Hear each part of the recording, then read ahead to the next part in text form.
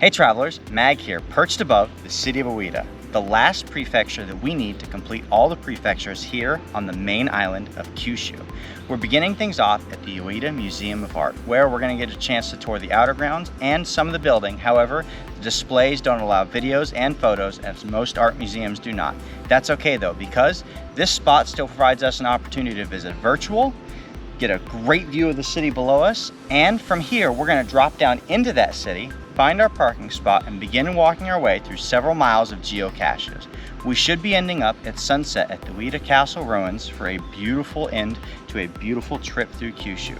Let's get out there and see what this city, our last prefecture, has in store for us. Come on, let's go.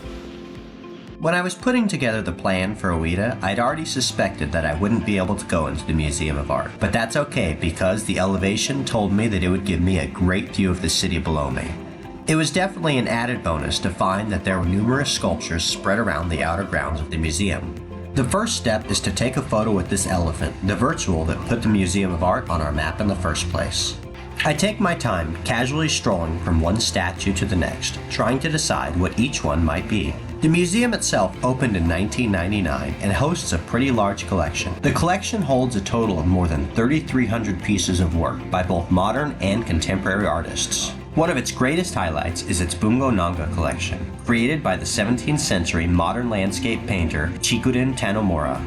He had been born in what would become modern-day Oita and studied under a local teacher to become an established, well-known, and respected artist in the community. Some more modern pieces that emerged within the last century were from Tatsu Takayama, who focused on figures, landscapes, and flowers in his paintings. Since none of these were able to be videotaped, I instead took a walk through the building and then came back outside to explore the park. With the museum sitting right in the middle of Ueno Gawako Park, this is a place where many people come to walk their dogs. As such, it only seems to make sense that there is a great tribute to dogs here all over the landscape. Off to one side, there's a litter of puppies energetically climbing their way up to the top of the hill. Just off to the other side, a mother shows her puppies how to locate the best smells while tracking through the grass. And all around me, I feel the joy of play in these dog statues, which was a definite highlight for my trip up here to the museum. That's a lot of dogs. It's making me realize I've spent a lot of time here on Kyushu, and I've been away from Aichan for quite some time. I'm glad this is my last prefecture because it'll be nice to go ahead and head home and spend a little time with her. Just one last stop for me here at the museum before I drop down into the city of Oita. The elephant statue was a must-do because it was the virtual, but I can't leave here without getting a great view of the city. I navigate my way down onto the streets I was looking at from above and search out a parking space. As luck would have it, there is no lack of options near the first geocache that I am targeting. One last walk through the city, and this is definitely a place where walking is what you need to do. Just from where I'm standing, I've got two parking places over to the left, a parking place directly across the street from me, a parking place next to that, and a parking place across the street from that. So it's not a place that's conducive to driving up, parking, and grabbing. This is a place that's conducive to leaving your car behind and hitting the streets on foot. And that was just what we had in that field of vision. Turning the next corner, you can see that there's still more parking places in view. Let's take a look at this sign right here and kind of break down what we're working with. This is about average for this area. It goes up or down depending on exactly which car place you choose, so it can be a bit of a guessing game if you want to save that money. But for the most part, we're looking at, on the right hand side, that's 60 minutes, 200 yen, between 0 and 24. So that's a flat rate all day long. If you park for 24 hours, you're only going to be charged 700 yen. The place I parked at charged similar. The only difference in the rate was that place, if you park all day, you're only going to be charged 800 yen. But that place also has discounted rates if you park during evening hours too. So it's depending on what you're trying to do and which parking place is right for your needs. Just around the corner from my chosen parking place is the location of my first target, Wakakusa Park. I unfortunately find myself immediately distracted by the fountain, which changes patterns periodically. But it is the steam locomotive at the ground zero which really gets me to worrying. I walked into this park, spotted this train, and immediately cringed thinking I might have a train hide on my hands. Fortunately, that was not the case. It's within sight, looking at the train, not on the train itself. I found something, but I'm having a hard time deciding. Do you think this is the geocache I'm looking for? It's only about a quarter mile heading east out of Wakakusa Park to my next target, and wouldn't you know it, this one brings me straight into a park too. Unlike Wakakusa Park though, Funai Park is not really meant as a playground for children. Instead, this is set up as more of a place for folks to grab a seat on the bench and enjoy a bite to eat for lunch, or take a quick smoke break before heading back into work. You've really got to appreciate a clever logbook on a geocache. Check this one out. The log and the geocache are the same thing, and in this case the log is quite literal, as it's a piece of wood with everybody's signature across the wood in various locations. Very cool, and I wouldn't have known that this was it except for that very obvious geocaching logo. As soon as I spotted that, light bulb went on. As I strolled through the streets of the Funai district, I was very fascinated by all of the statues on each side of the road. I found myself crossing back and forth across the street through breaks in the traffic to check out each of these zoo animals on display for the public to enjoy. I guess I just don't understand the logic behind a sign like this. If you're going to charge the same rate 8 a.m. to 8 p.m. as 8 p.m. to 8 a.m., why not just put 0 to 24 like all the other signs do? Or just, one piece. Why make the sign so big if it's going to be all flat rate anyway?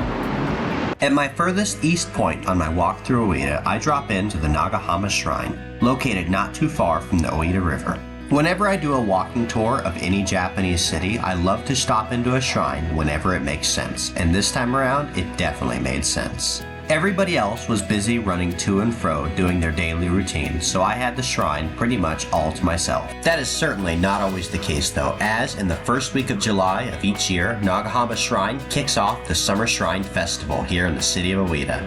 During the festival, the shrine is sure to be crowded to the max, with mikoshi, lion dance cruises, the dedication of the kagura, and nearly 100 stalls for vendors.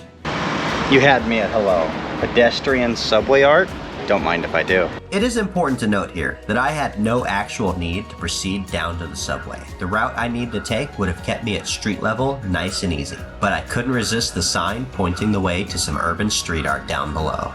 And let me tell you, as soon as I got down there, I knew the detour was well worthwhile. The art inspired by what's above us, placed down below, was installed on January 18th of 2017 by Hiraku Suzuki. The piece that brings you from one side of the tunnel to the next is known as Dudot's Dream of Lines. But as fascinating as the answer to that question might be, I was even more interested in what's coming up for dinner tonight.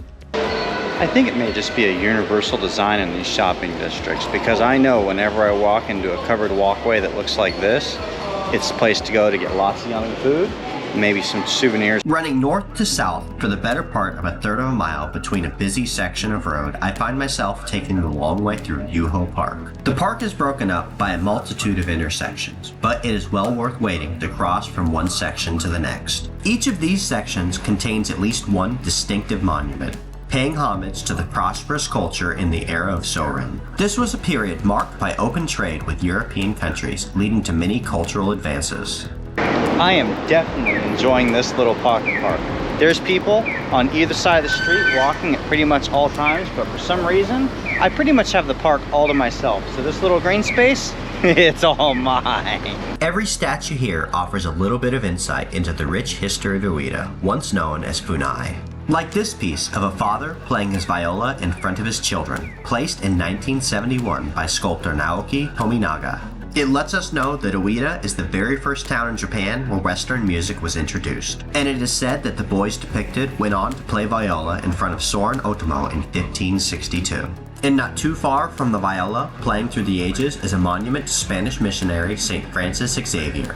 Placed in 1969 by sculptor Churio Sato, it reminds us when he first came to the shores of Japan in 1551. Oh, I saw that geocache trying to hide from me. The question is, did it see me trying to find it? My last couple of geocache targets to wrap up this walking tour of the city of Oita have me circling back in toward the Funai castle ruins. Quite frankly, I won't pass up on the opportunity to tour any castle in Japan, whether it's one of the dozen originals still standing, one of the couple hundred of the reconstructions, or simply a castle ruin like Funai. Each one is an important piece of the culture of Japan and the history of the areas that we travel through. Like many of the other castle ruins we have already visited, the area where the castle once stood has now been turned into a park for the public to come enjoy. Of the 23 watchtowers that once occupied Funai Castle, only 2 remain standing. The Shumon and the Hitojichi Towers. One of the only geo tools I make a lot of use of in the cities is actually my backpack, because on a busy street like this, if I need to get down low for a hide, I put my backpack, pretend I'm fishing around inside, and actually I'm just fishing around for a geocache. Construction of the Funai Castle began at the mouth of the Oita River and the Sumiyoshi River in 1597, taking only 5 years to complete. The castle and castle town combined consisted of 4 areas: the Honmaru, which is the main area, the Ninumaru, which is the outer area, the Sanumaru, which is the most outer area, and the castle town itself. The entire structure stretched for 1,100 meters running east to west and 1,000 meters running north to south, with more than 5,000 people living here. Ascending up one of the remaining towers provides a better view. It has a significantly different look without a castle on it, but it's nice to have this public space for people to come and enjoy the park and see this little bit of Oita history.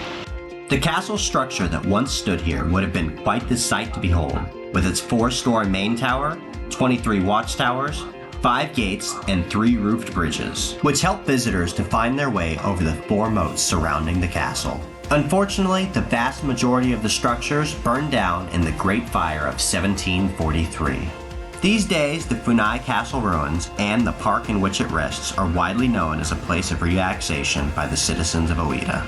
It does appear that there is some amount of local interest in reconstructing the castle that once stood here, but as of yet, it hasn't gone anywhere. For the time being, it still makes a wonderful spot to take a stroll through the park, find a couple caches, and bring our day to a close. And that's a wrap for our tour of Oita. I arrived in the city in the early afternoon hours and began things at the Oita Museum of Art, where we had a fantastic view of Oita spread out below us, and we got a point of reference where we'd begin our walking tour of the city.